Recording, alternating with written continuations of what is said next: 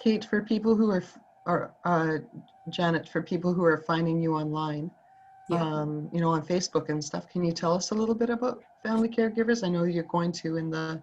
Yeah, so we're province-wide in BC, and our funding is primarily from the Ministry of Health, but we are funded to provide services across the province. So our learning center is really our biggest online attraction for people.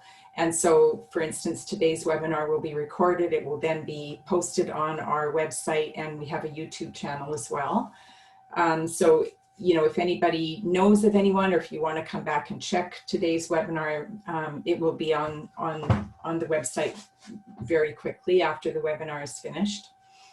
So we have a learning center with all of our materials. And of course, we have a caregiver support line as well that operates Monday through Friday, 8:30 till 7. So, and it's busy right now.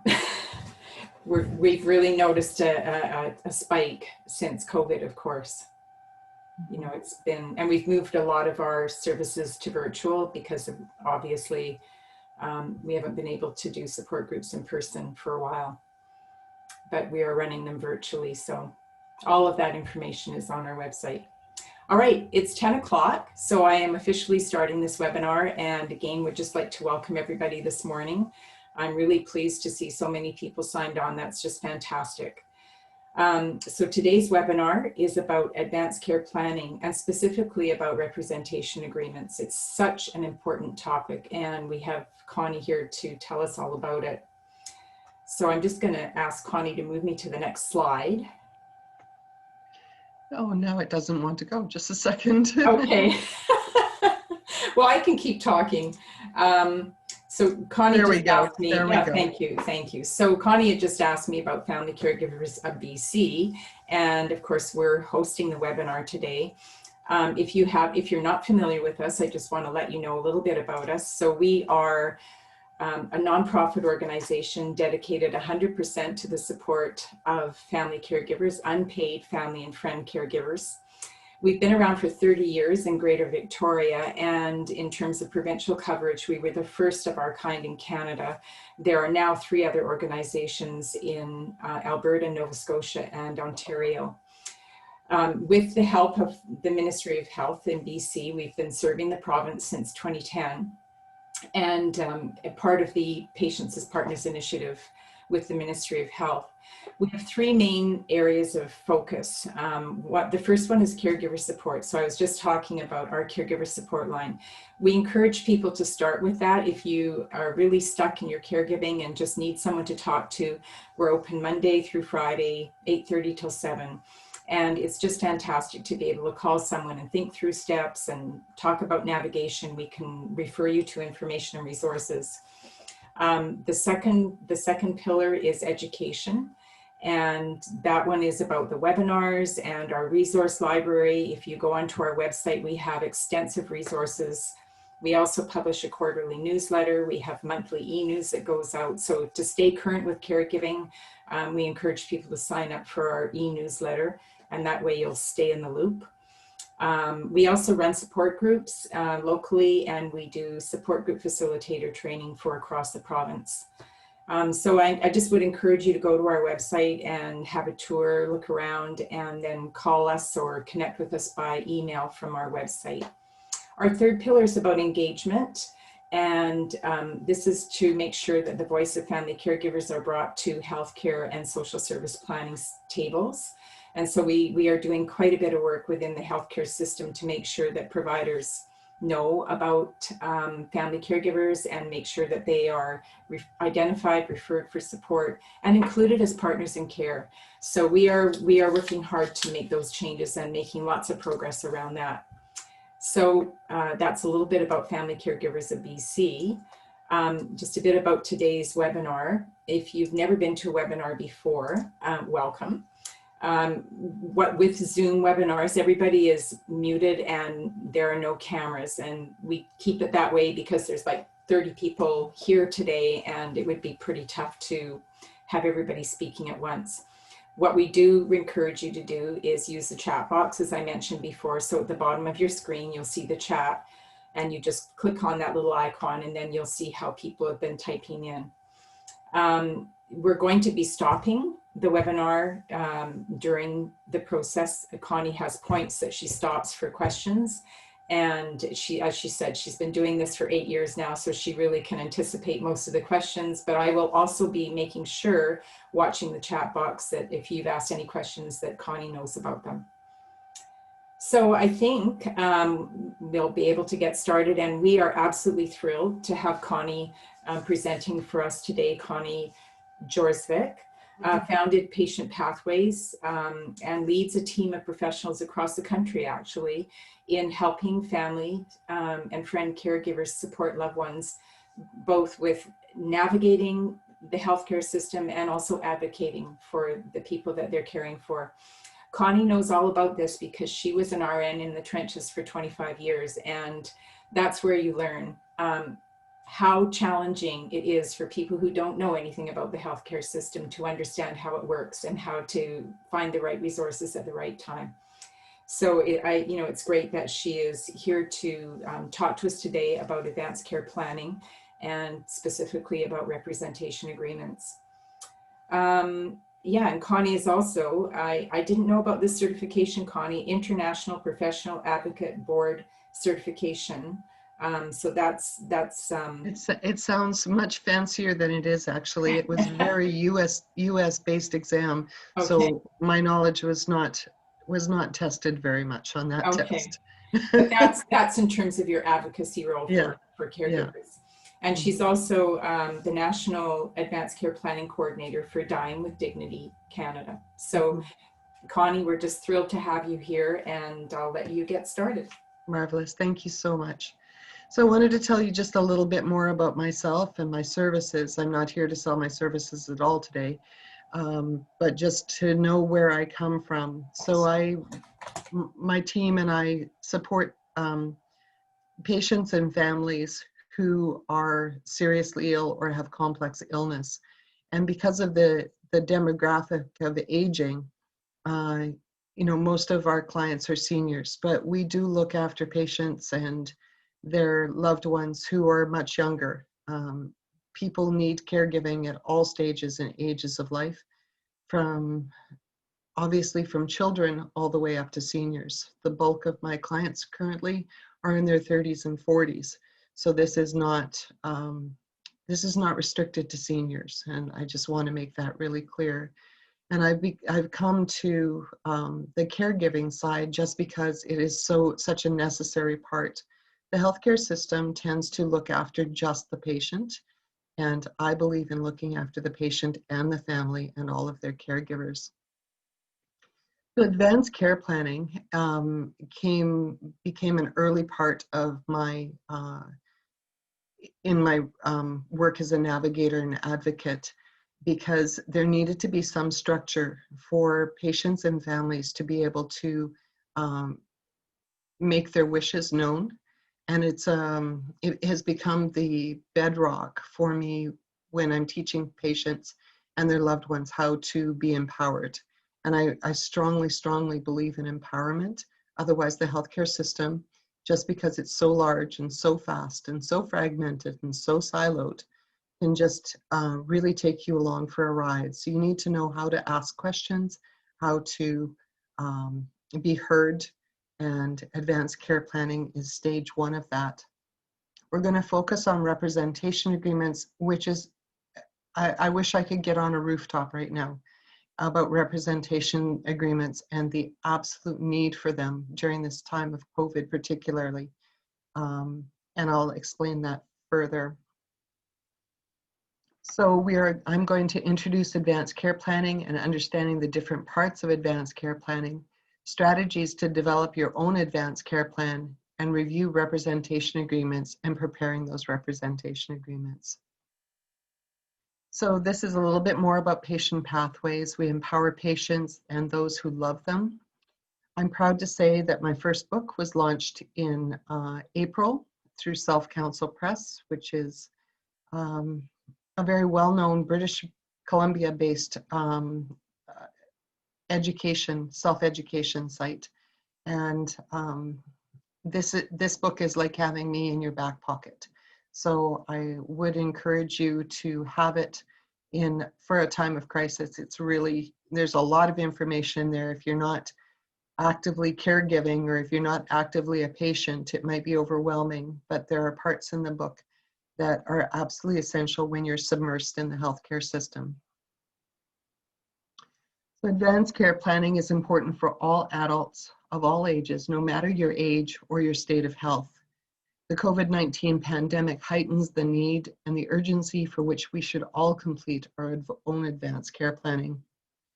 A couple of nights ago, as the US was hitting 200,000 deaths, I was watching CNN, and they had a roll call of all the people that they could find going down the side. And I was watching the ages. And certainly there were a lot of people from 60 to 90 and 100 on those lists. But there were alarmingly way too many people who were in their 20s, 30s, 40s, and 50s. So this is something that all of us need to think about. And serious and complex illness and injury and life-ending diagnosis can and do happen to anyone of any age. And a lot of my clients come to me because they've landed back at home after a serious illness, or in younger people, it's often a serious injury. And they don't have the kinds of insurance that we have when we're older, and they don't have the savings in the bank. And they end up living back at home with mom or dad, which is a huge stress for everybody. So this is not for people just in their 60s, 70s, and 80s. Everybody should be engaging in advanced care planning. There are detailed indexes and resources in my book, and read what you can, what you need when you need them. And then put it in your in case of emergency folder that I'm going to talk about, and put it and use it as your guide when you or your loved ones are in the healthcare system.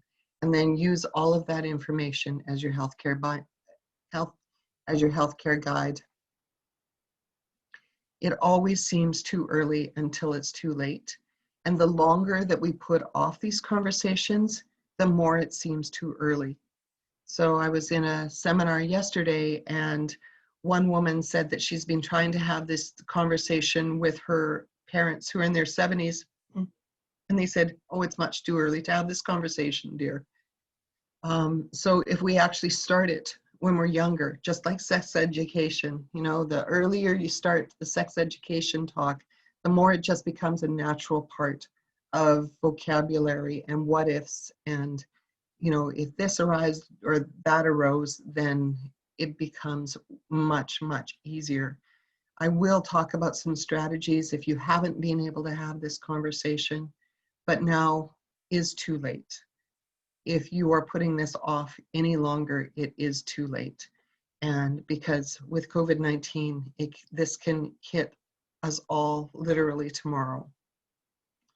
Caregivers often neglect their own advanced care planning. So I often have daughters and daughters-in-laws who come to my sessions, and then they say afterwards, oh, I realized about halfway through that I needed this. And yes, you do. So I want to make sure that you are looking after you, because often caregivers are the first person to go down. As a nurse, I saw this all the time, that patients, I would be admitting, I remember one story so vividly. I was admitting a gentleman with angina, chest pain, and I said, and so how's who's living at home? My wife. And how's she coping with you being in hospital? Oh, she'll be just fine. We didn't know that at that moment she was downstairs in emergency after a massive heart attack. Those kinds of things happen frequently. One of the very first stories that I was involved with that prompted me to go into navigation and advocacy was a family member, one of my teammates, who came to me and said that her mother and father had both been admitted to hospital in the last few days, but because the father was the caregiver and the wife was left, and he got sick and the wife was left at home, prompting an emergency admission for her as well. And they ended up in two different hospitals at far ends of the Fraser Valley from each other. And I managed to be able to get them into the same hospital within 24 hours, which reduced a lot of stress. But what I'm saying is that caregivers need to look after themselves. This is just like an airplane. You need to put your oxygen on first. Advanced care planning is not one specific document. It is an umbrella of conversations and documentation about your values, beliefs, and preferences for future care for a time when you cannot make your own healthcare decisions. It is a vital document for caregivers who are reluctant to bring up these conversations with those they care for and don't think that doing this is an important planning tool for themselves. So I developed this umbrella for Dying with Dignity Canada, and values and beliefs is at the very forefront. It is absolutely everything. And often when we're doing our advanced care planning documents, our values and beliefs get put to the side. And it is, I do or do not want cardiopulmonary resuscitation because, and having a structure of why you do or do not want certain healthcare procedures is vital. For yourself and those you care for, the process is, number one, consider the values and beliefs of your loved ones as well as your own. 70% of spouses do not fully understand the values and beliefs and preferences for care for their spouse. It's a fairly shocking statistic. And if their spouse is no longer able to speak for themselves, the spouse often will just do what they would want to do for their loved one. It's so important that you have these conversations. Determine where you are in your health journey, also a vital step during COVID-19. Choose your substitute decision makers, those who will speak for you when you cannot speak for yourself, and talk with your substitute decision makers and loved ones. That is, if you do all the documentation and you don't have this conversation, all those documents are useless. Those people are floundering all by themselves to do those documents by themselves. And then you need to document your wishes. Advanced care planning documentation is done in preparation for a time when you are no longer capable of making your own healthcare decisions. And during COVID-19, this is extremely relevant. An important note for these uncertain times. With COVID-19, the progression of illness can be sudden, and even prior to ventilation, you may be so ill that you can't make decisions and will need to rely on others. If you're on a ventilator, you will likely be deeply sedated, and others will need to make decisions for you. This applies to all healthcare. You know, if you suddenly have a stroke, if you suddenly have a heart attack, if you are suddenly hit by a proverbial bus, this happens so quickly. We all have a feeling that we've got time to make decisions, but every day is unknown. And even if you're in your own home, a lot of people fall and break their hips at home. So it's really important that these kinds of decisions are made and not something I'll get to someday. As a caregiver, it is vital you put your own plans in place and the plans in place for this person you're caring for should you suddenly become ill. So I just want to see if any of that initial information resulted in any questions.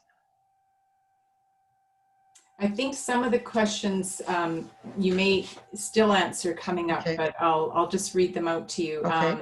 So Nancy said, once I have my advance directives done, is it absolutely necessary to complete the forms, or is a letter signed and dated and witnessed okay?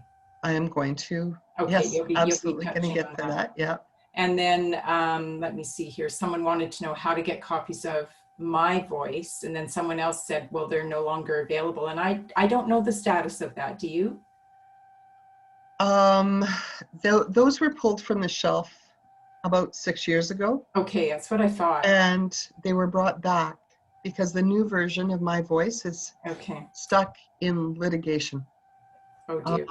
It's not my favorite document, unfortunately.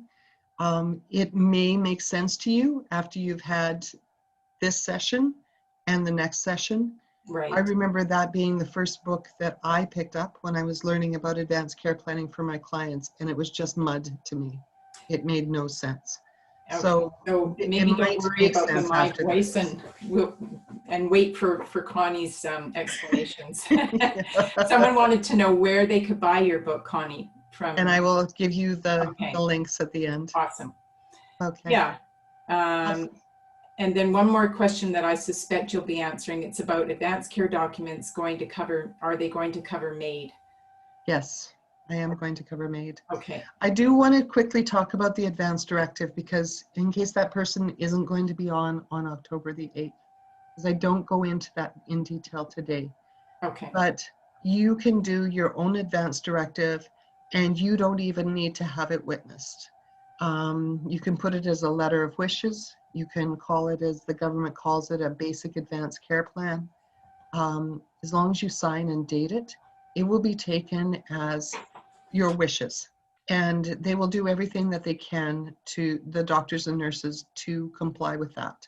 But it's not a legally enforceable document unless you have it witnessed by two separate people. And the more I work on this, the more that I talk to people in the healthcare industry, they would rather you didn't have a legally enforceable document, so that they have some ability to move around and through things that you may not have taken into consideration. And hopefully that you've had a discussion with your loved one about what you mean by that in that advance directive, and so that they can move around it. So legally binding can really put you in some really awkward positions unless you've had a very detailed conversation with your doctor, which we highly encourage. So sorry, can I just clarify, Connie? You'll be covering this more in part 2? Yes. So for anybody who is really interested in that, make sure that you do attend the part 2, which is October 8th. October 8th, right? Okay, so we'll be doing part 2 of this webinar series on October the 8th. Awesome. So register for that, and we'll also have the recording just like today. So okay. All right, I think we've covered the questions. So there are strategies, and I strongly encourage you to have some strategies to do this. Otherwise, what you've done, what you learned today, will just end up going further and further down your inbox of things that need to be done. If you have somebody else who you can work with this on, it makes a huge difference on helping each other be accountable. So I'm going to talk about that in a second. What needs to be done first? If something unexpected happened tomorrow, like COVID-19, what would you need to have done? What are the biggest risks for you or the person you're caring for? Do this part of your advanced care planning first. So when COVID hit, and I was in a panic like everybody else, because we just didn't know what was coming at us at that point, I went into my little sleeve with all my documents, and I made sure that my representation agreement was up to date. It told my family where to find the enduring power of attorney, and I had written in an advance directive. Did that work for COVID-19? Yes, yes, yes. And I realized that at that point that I hadn't done my taxes, and being a small business, I did not want to leave that for my family, so that became my first priority. So what needs to be your first priority? And for a lot of us, it will be conversations with our loved ones. Set up a buddy system if at all possible. Put it into bite-sized pieces. So we're going to put this presentation into bite-sized pieces so you can do it little bits at a time. Thinking about your values and beliefs can be one piece. Thinking about where you are in your healthcare journey can be another piece. Having conversations with your loved ones can be another piece. And then at the end of it, reward yourself somehow. Think about what's important to you. Well, maybe we buy a post-COVID trip to Hawaii. I'm thinking that might be a good one, but who knows when that'll be, right? So changing or canceling your advanced care planning documents. When we go to our lawyer and we have them do up a representation agreement and possibly an advance directive and our enduring power of attorney, we think that all of these documents are set in stone.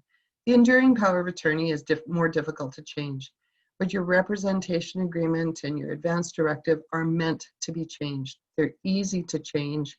You just revoke the previous document, usually written on the new document, saying that you revoked the previous ones, and you can rewrite another one.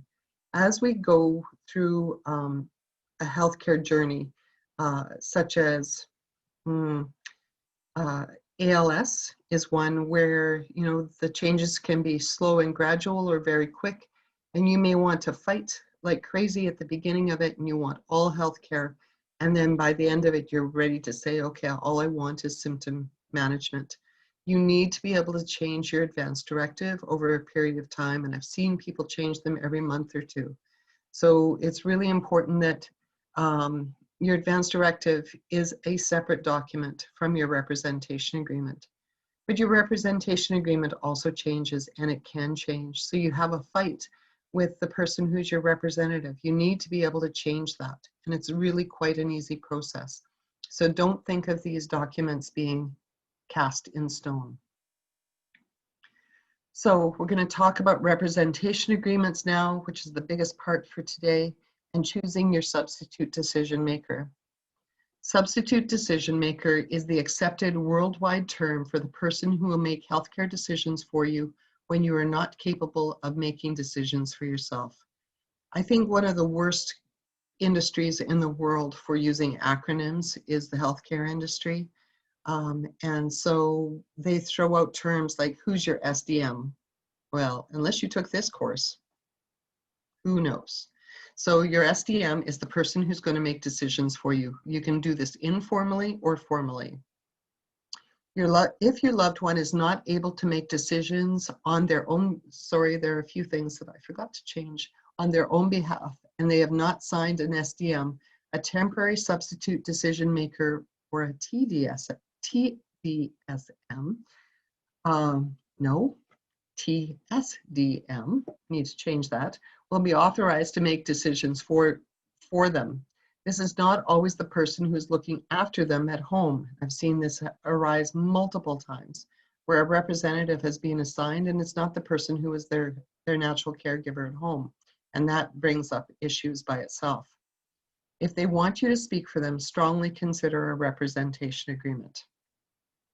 So the temporary substitute decision maker hierarchy is a spouse first and adult children second.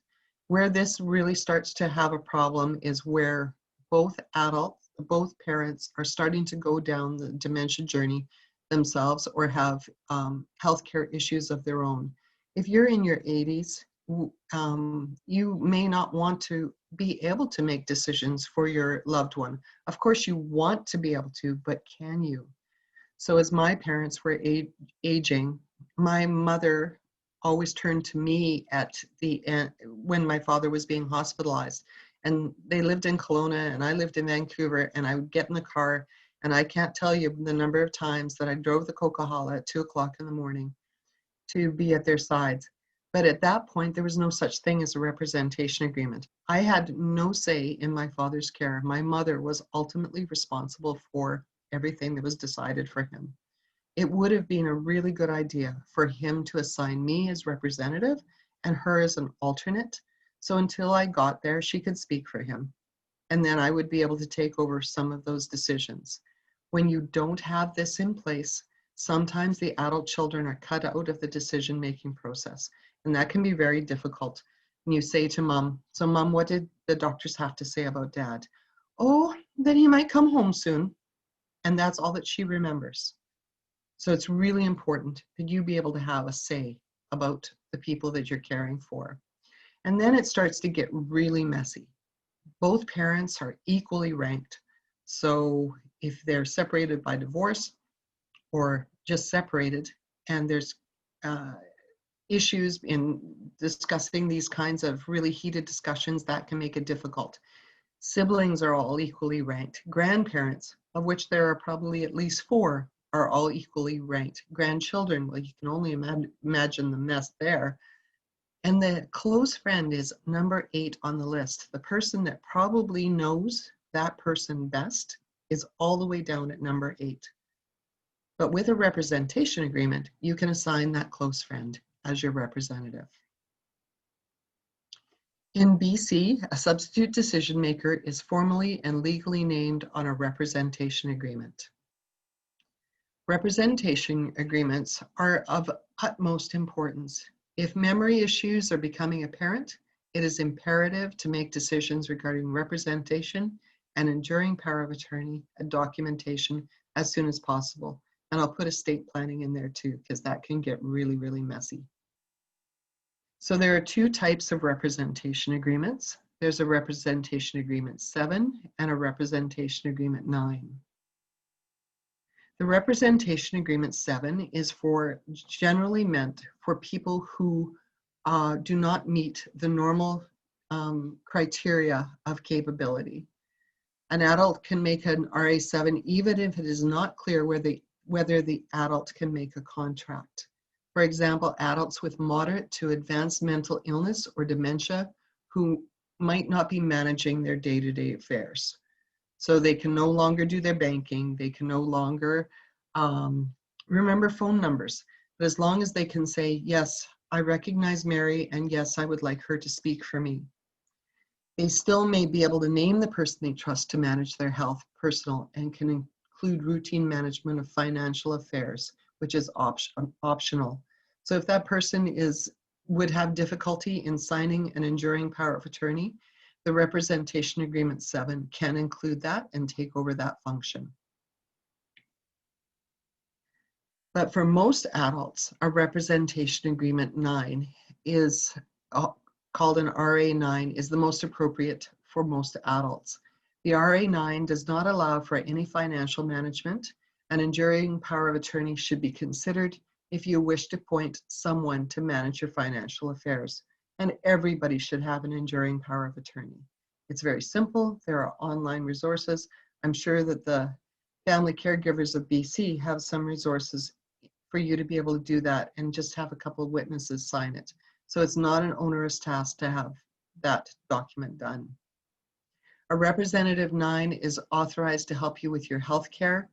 They can assist you with healthcare decisions while you are still capable and speak on your behalf when you are unable. So this doesn't mean that if you assign a representative and you are perfectly healthy at this point and capable of making your own decisions, that your representative can just step in and ask for various documents or to speak to your doctor or to your nurse. You know, I have a representative of my daughter and my son, and I don't want them to know if I have a urinary tract infection. It's not something that they should be involved with. But if I'm in the hospital, I want to be able to say to my healthcare team, I want my daughter and my son to be able to help me. And the representation agreement allows for that to happen. They can also do personal care, like collect your mail, water your plants, clean out your fridge, and care for your pets. They can make decisions about future living arrangements, such as assisted living or long-term care. And that last piece is really important for the representation agreement 9. It is not included with a representation agreement 7. A representation agreement 7 is a light version of a representation agreement. It allows people to do basic things for you, but not to do advanced financial things, not to be able to make big decisions, especially end-of-life decisions. So the RA9 is the full decision maker, and it allows the representative to do absolutely everything that the adult would have done for themselves. Okay, I'm going to talk about mental capability, and so if you can just start putting in your chats about representation agreements at this point, and then I will go to them in a second. Yeah, so a note about mental capability, I think I'm going to write it up here in a second, is that this is an extremely gray area. There are going to be times where it is clear, such as the person is in a coma, or but even advanced dementia can be very, very gray. And it is very difficult to have a doctor or a lawyer sign off and say that person is no longer capable. I've had a lot of difficulty around this where families have needed to make decisions and the adult was not making good decisions for themselves, but the healthcare clinicians and doctors were still relying on the patient to make decisions. So Sam, do you want to go home? Well, yeah, I want to go home. But Sam doesn't realize that going home is a very complicated issue. Getting equipment in place, making sure that somebody's there 24/7 because he wanders. So those kinds of issues around capability, just so you know, are not clear cut. But having a representation agreement in place certainly helps with that process. So Janet, is there anything that came up about the basic information about representation agreements? Yeah, we have, I'm not sure if you're still going to be covering this a bit later, but we have a couple of questions about MAID in the advanced care documents. So is that something you're going to cover later, or would you like I am going to talk about it at length on the 8th. Yeah. Okay. Because it goes with advance directives. Okay. So if you can't make it on the 8th, be sure to sign up for that so that you still get the recording, correct? Okay. Yes, that's correct. Yeah, because they're just wanting to know, can MAID be covered off in the advanced care documents? Oh, okay. Well, I'll briefly address that now because we have a little bit of time. MAID is now legal in Canada, medical assistance in dying. It needs to be written, or and I'll go over the qualifications for it, but it needs to be written while the person is capable. And at this point, until the legislation is changed this fall, the person needs to be capable at the time that MAID is actually administered. The assessors go through various questions. It's not a matter of being able to balance your checkbooks or anything like that. Do you understand that when this is delivered, that you will die? Is basically the capability question that comes forward. This fall, there's legislation in front of cabinet, or in front of the federal legislature, to change that to a couple of things. One of them is that death no longer needs to be reasonably foreseeable. So if somebody is living in serious pain, they may still qualify. And the other one is whether is capability. So you will still need to be capable at the time that you make the request. That part of the, sorry, that part of the request will still need to be made exactly the same way as previously. So the answer is no, it cannot be put on an advance directive because it is an application process that you have to go through.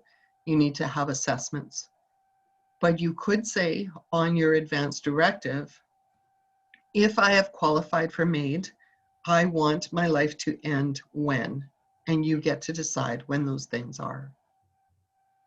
Does that answer the question for now? I'll wait and see if that person types back in. Someone is asking, I think this is specifically about the representation agreement. Okay. Do I file these papers with my doctor or just with my spouse? Good question. So your representation agreement is valid the moment that you sign it and it is witnessed. Your representative and alternate do not even need to sign it for it to go into force. It does not need to be held any place. At this point, there is no repository that's required. You can put it on the nidus.ca registry, and it is a holding place for that. So just in case nobody can find the document. But what I've found, unfortunately, in the healthcare system is that they are not looking to NIDUS to see if a representation agreement is there. So everybody who is your representative needs to have that document, a copy of that document for every person involved. So your representative, your alternate, it's a really good idea to give your doctor the original and have them scan it to your file it is a really good idea to take your representation agreement to, I always recommend a copy be taken to the hospital in case they want to keep it, because once they put it in your chart, you will never get it back, or it's very difficult to get it back from health records. But that you're at this point, there is no repository for representation agreements. The healthcare teams are not as aware of representation agreements as they should be. You need to be an advocate for your representation agreement or every single step of the way. So if you land in an emergency room, you need to make sure that they have a copy. You need to ask that it be put on the front of your chart. Every time you go to a new ward, you need to make sure that they have the representation agreement at the front of the chart and that it's being used. You need to remind them that you are the representative and what that means. So until there is widespread education throughout the healthcare system about what representation agreements are, you need to be your own advocate for that. So copies, copies, copies, and everybody needs to know what their job is. And just to reiterate, they do not need to be notarized. Is that correct? They do not. Okay. Absolutely do not. Yeah. So I'm going to talk about nidus.ca, which is the form that I use for all my clients, because it's simple, fast, 5 minutes. And all you need to have is a couple witnesses. Right now, we're not as vigilant as we were. We know that we can touch paper and we're not going to pass COVID along. It's easier to get friends or neighbors. You cannot have the representative or the alternate sign it. You can't have people who are named in your will sign it. You can't have a paid caregiver sign it. So for representation agreements, I usually ask friends or neighbors to be the witnesses. If you don't have those people, then you cannot take a NIDUS form to a notary or to a lawyer to have them sign it. They will want to do their own form and have you sign it, and so there's going to be a charge involved. Okay. Here's a question. So my parents listed each other as their first family member, but both are in the early stages of dementia. And so this was all done through their lawyer. The caregiver was not allowed to be with them. How can the caregiver rectify this with the lawyer? And that was also the case with the enduring power of attorney. Oh dear. Yeah, if they're in the early stages of dementia, having a conversation with them about that, and being really honest. And so this is where a little communication skill comes into place. Sitting down with them, knee to knee, eyes to eyes, saying, Mom, would you really be able to take on the task of finding out everything that's going on about Dad's health if he became ill? Or would you like me to help you with that? And if you'd like me to help you with that, I think that we should change the representation agreement. So one of the ways around that several lawyers have talked to me about is not taking away the power from the spouse, but adding a person. And only lawyers can do this, is to have most of the time it's daughters who are the caregiver, but having the daughter and the spouse being able to work together or make decisions separately about that person. And that kind of gets around that problem of, well, of course I want to make decisions for your father, but it allows somebody else to come in and hold their hand during that process. Okay, that's great advice. Now somebody's asking about temporary substitute decision makers. Mm-hmm. Can it be a child? I'm a little bit confused here. Children versus adopted children. Does it make a difference? No, it doesn't make any difference in British Columbia. Right. In other provinces, it does. And natural born children are above adopted children. In British Columbia, it makes no difference. Okay, and then someone reviewed a lawyer prepared representation agreement 9 that also included EP or enduring power of attorney wording. And so there was no separate. Yeah, they do that all the time. Okay. So I know that I'm going to knock heads with lawyers until the end of time on that one. Right. But at least they're not putting the advance directive in with the representation agreement. Okay. I really have difficulty with that, especially when the representation agreement takes up 5 pages and then the advance directive is on page 8 or 10. And no doctor is going to be looking through 8 pages of documents to try and find the advance directive. Okay. A question here about who to file the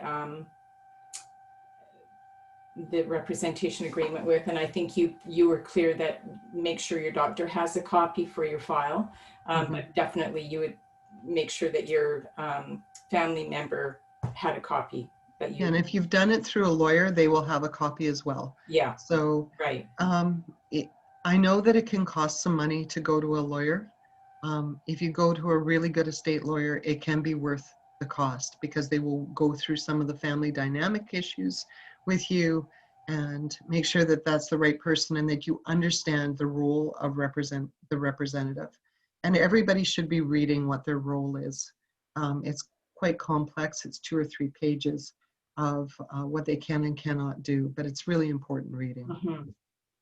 And then we have a question about NIDIS, and it's a nonprofit organization in BC that has an excellent website that covers a lot of all of this planning, and they have some forms on their website and they have a registry, as Connie mentioned. So we always encourage caregivers to go and have a look around that website as well. To me, it's the most straightforward. It's better than my voice. It's easy to follow. The forms are not overwhelming. In fact, as I said, literally it's 5 minutes to be able to get one done on NIDIS. Just a couple more. Cindy's pointing out that mental capability comes in 2 forms. So there's financial and then the ability to make healthcare decisions, and they are kind of separate. Yeah. So I think she's just wanting to. Yeah, for sure. Yeah. But that's what I talked about with a representation agreement 7, is that the person doesn't need to be as capable for a representation agreement 7 for somebody to pay your bills, to be able to pay your rent, those kinds of basic things. So if that person has slipped into incapability and an enduring power of attorney is not an option because the standards are way higher for that, and notaries and lawyers will go through quite a lot of questioning to make sure that person understands, and rightfully so, then yes, it is 2 forms, and that's why I say it's gray, and it's various shades of gray depending on whether it's a representation agreement, an enduring power of attorney, or estate planning. Question about how do healthcare workers know that you signed the representation agreement when you were mentally capable? They don't. And I've never seen that as a problem. So the person in the hospital who is most likely to be able to help or answer those kinds of questions, the person you want to go to is the social worker. Social workers are extremely well trained, and if the person signed the representation agreement in 2020 but they're not presenting to hospital until 2023 with signs of dementia, it's probably assumed that that person has done that, has written it while they were capable. I said I haven't seen it. I have seen representation agreements signed under duress, and I think that is appalling. And it's a moral issue, and I don't know how to answer that other than it needs to go to the public guardian and trustee at that point. If somebody has signed a representation agreement or an enduring power of attorney or a will under duress, and that's a totally separate and very nasty situation. Right. And if you're aware of something like that, you can report it to SAIL. SAIL, the seniors, it's an acronym, but of course it is. Yeah, you can check our website for the, okay. It's a way to report seniors abuse. Okay. Yeah. All right. So a few things to consider when you're choosing your representative. You can't be paid to care for that person except a spouse or an adult child. So there is a provision within the representation agreement that a spouse or adult child can be paid expenses, or for, if they've taken time off of work to come and live with you to take care of you, then they can be compensated for that. But it cannot be a paid caregiver. So as the health navigator, if you've hired me to help you with your health care, I cannot be your representative either. Otherwise, I would probably have 50 or 60 people who I was representative for. You must be a mentally capable adult, and again, that can be fuzzy. You as a representative must be mentally capable. You must be readily available, even by phone, and especially during COVID, the healthcare industry has embraced the telephone. You are ready and willing to take on the role. You will respect the other person's religious and spiritual beliefs, and you will carry out their wishes even if they are different from your own. This actually comes up quite a bit around medical assistance in dying. There are a lot of spouses who are not on the same page when it comes to MAID. And so in order to be the representative, then you must be willing to do what they want you to do. The representative is often a close relative, but they can also be a close friend or neighbor. So Bill was a client of mine, and he was 87 years old. He needed to go into long-term care because he wasn't physically able to look after himself. And his niece and nephew, he was a long-term bachelor. His niece and nephew lived far away in far edges of the province. And so he picked his neighbor Nancy to be his representative.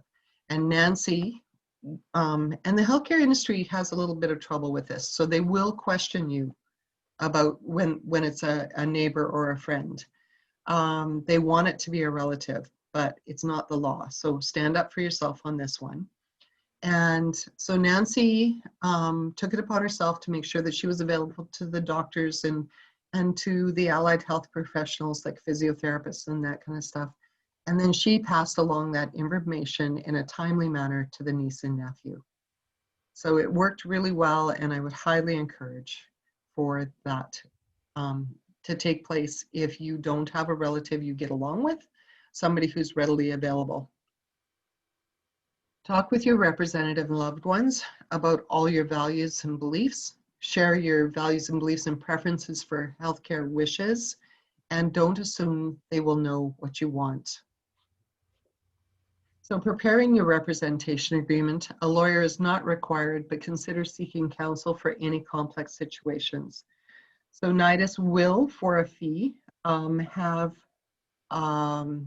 do customized versions of representation agreements 7 and 9 for a low cost. So if you want, the form itself only allows for a representative and an alternate if the representative is not available. A lot of people want to have 2 people make decisions, or one or the other, and one doesn't come above the other. So is the daughter and the wife, for instance. And so you need to, NIDIS can do that for you, or you will need to go to a lawyer or a notary for that. So at no cost are the basic forms through NIDIS. The forms on the Government of BC website that I find to be a little bit onerous. The forms on the Public Guardian and Trustee website. Actually, I should have taken that off. I visited their site a couple weeks ago, and they've just referred people over to NIDIS now. So I need to change that. If you're going to a lawyer to draw up your documents, they often put all the documents together, ask that they are separated, if they will. And as I said, this is especially important for representation agreement and the Advance Directive. In a time of healthcare crisis, physicians will not take the time to read through a 20-page document. You need to be able to update the documents as your health and circumstances change. And during this pandemic, if you have not identified a substitute decision maker or they may not be immediately available to speak to a healthcare professional, your advance directive should be as clear and detailed as possible. So if you live by yourself, your family lives out of town, they're not going to be able to come to your bedside quickly. And there are things that you want them to, that you're very clear on, such as not wanting to be resuscitated, not wanting to be on a ventilator. That needs to be clearly identified on your letter of wishes or hopefully your advance directive. But representatives are legally obligated to honor your wishes or what they believe you would want if you had been able to speak for yourself. And finally, you may name one or more people for several roles, but separate documents are required. This is one where the healthcare system gets it wrong all of the time, and most people get mixed up. So an enduring power of attorney and a representation agreement are two separate documents. An enduring power of attorney is absolutely not, I will repeat, not allow that person to speak for you in a healthcare situation. There are a lot of people who are misinformed about that. Doctors who will, I've heard say, oh yeah, enduring power of attorney is all right. You can speak to me. It's not legal. So make sure that you can name the same person. So let's say the caregiver's name is Mary. You can name the Mary as the enduring power of attorney and representative and executor, but they all need to be three separate documents. One person could hold all of them, but they need to be three separate documents. So at this point, are there any questions on all that stuff? I don't see any questions here. Oh, one just came in. Is it a good idea to get your lawyer to do a will, EPA, and RA at the same time? Yes. But as I've said, if you can talk them into try and have them as three separate documents. Mm-hmm. I read a lot of these documents and sometimes they just kind of meld all together and it's really hard to tell where one document begins and the other one ends. And you want to be able to change the various pieces at the various times. I've heard that a lot of state lawyers are reluctant to do advance directives, and for the reasons that I will outline next week, but they're meant to be changed over a period of time. And you might not want to set in stone something for 5 or 10 years down the line. Mm-hmm. Our health circumstances change, and what our self wants for our older adult as we become older often shifts. And what we are not willing to put up with now, we are willing to put up with later. So they don't want you to be able to set it in stone. And so I agree with them. I used to think that, well, if I don't want CPR now, I'm certainly not going to want it later. Maybe. Yeah, things can So, yeah. So Cindy was able to clarify that SAIL stands for the Seniors Advocacy and Information Line. If anyone wants to report seniors abuse, they may not have authority to act, but it sounds like the health authorities probably have a way to address individually. Mm-hmm. So in Vancouver Coastal, that's REACT. I'm assuming that's probably on they have a duty to respond. And I'm sure all the other health authorities have something the same. Jane is asking about whether you have been working with non-traditional families, so LGBTQ square, and how is any of this different for those families? No. In British Columbia law, the common law spouse, it doesn't matter if they're same sex, it doesn't have to be a certain period of time. As long as that person is identified as your spouse, then there are no issues around that. We're pretty liberal here in British Columbia around that kind of thing. And no, I've had zero issues. That's really good to hear. There was another question here. Oh, my mom also has a MOST form from her doctor. Where does this fit in? Okay, so I'm going to talk about that at length on the 8th as well, because it goes in with Advance Directives. MOST stands for Medical Orders for Scope of Treatment in most of the province. Providence Health, St. Paul's, Mount St. Joe's, and their various other facilities have a very similar form called Options for Care. It outlined, and so what I've done is to turn those into those levels of care into plain English. So those are doctor's orders. They're not, it's not a form to be filled in by families or the patient. It should never be done so. And I've had several conversations with people in power about this because they're being handed around like a pamphlet, and it's just not. And it should be discussed with a doctor at length. So I will talk about those orders and what they mean to you for serious illness. Yeah, so I mean, certainly it sounds like a lot of people who attended today would benefit from coming on October the 8th. But if that isn't possible, please register, and then you'll automatically receive a notice about when it's on the website as a recording, and we will record it as well. And today's webinar will also be on the website very shortly. We also have a YouTube channel with all of our webinars there. And I think we're at time, but. So I just want to go, there are a few things we actually didn't go over, right. but we will go over them next week, so it's not a big deal, or on the 8th. So this is where to find my book. The easiest way to find it is to type in Advanced Care Planning plus Connie Jorsvik into your Google search, and it will come up with the various places. I make more money if you buy it from Self-Counsel Press, but I just want everybody to have it in their hands. So you can buy it as an ebook, a Kindle book, a paperback, so you can underline and highlight. And I think that this is a really good book to be able to give those who you're having those difficult conversations with to say, I'd like you to read this, or I'd like you to have this handy.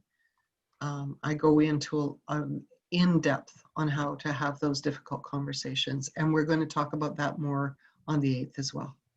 Right. Okay, well, Connie, wow, that was very informative. I think we've covered most everybody's questions. I hope so. I want to thank you so much. Thank you. It's obvious that you've had lots of experience, and that just really makes such a difference. It's a very complicated area.